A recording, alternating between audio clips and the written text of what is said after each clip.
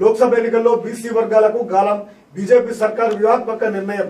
బీహార్ సీఎంగా ఉన్నప్పుడు ఠాకూర్ ను దూషించినటువంటి నాటి జనసంఘ్ నేతలు నేడు అదే నాయకుడికి పురస్కారం. ఇంకా బీహార్ సీఎంగా ఉన్నటువంటి ఠాకూర్ ను దూషించినటువంటి జనసంఘం, అదేవిధంగా అనేక సార్లు ఆయనకు ఇబ్బందులకు గురి చేసినటువంటి వారు ఇప్పుడు కులగణనకు సంబంధించినటువంటి ఎఫెక్ట్ పడుతుందనే బీసీ నినాదంతో వెళుతూ బీసీల యొక్క ఓట్లను తమ వైపు తిప్పుకోవడానికి వ్యూహాత్మకంగా బీజేపీ ముందుకు అడుగులు వేస్తుంది. అందులో భాగంగానే ఆయనకు భారతరత్న ప్రకటించింది అంటూ చెప్తా ఉన్నారు. తాను ఒకప్పుడు సైద్ధాంతికంగా వ్యతిరేకించినటువంటి రాజకీయ దిగ్గజాలను తన ఖాతాలో వేసుకోవడం బీజేపీకి వెనుతో పెట్టినటువంటి విద్య. మతోన్మాదాన్ని తీవ్రంగా వ్యతిరేకించిన ఆర్ఎస్ఎస్ వాది చేతిలో హతమైనటువంటి మహాత్మా గాంధీని బీజేపీ ప్రభుత్వం అధికారంలోకి వచ్చిన తర్వాత స్వచ్ఛ భారత్ పేరుతో భుజానకెక్కించుకున్నది.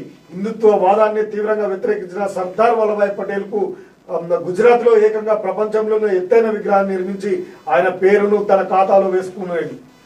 ఎన్టీఆర్ పేరును స్మరించుకుంటుంది.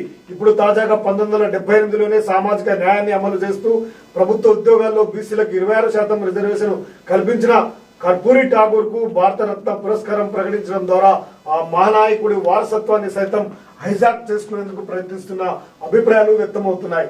జనతా పార్టీలోని బీజేపీకి పూర్వ రూపమైనటువంటి జనసంఘ్ వర్గంతో మద్దతుతో కర్పూరి ఠాకూర్ తన ప్రభుత్వాన్ని నడిపించారు. ఆ ప్రభుత్వంలో బీఆర్ జనసంఘ వ్యవస్థాపకుడు కైలాసాధిపతి మిశ్రా నాటి ఠాకూర్ మంత్రివర్గంలో ఆర్థిక శాఖ నిర్వహించారు.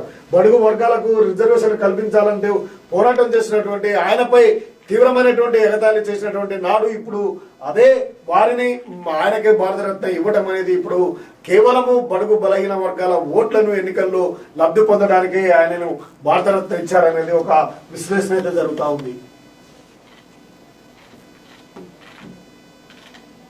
ఇక రెండో పేజీలో చూద్దాం.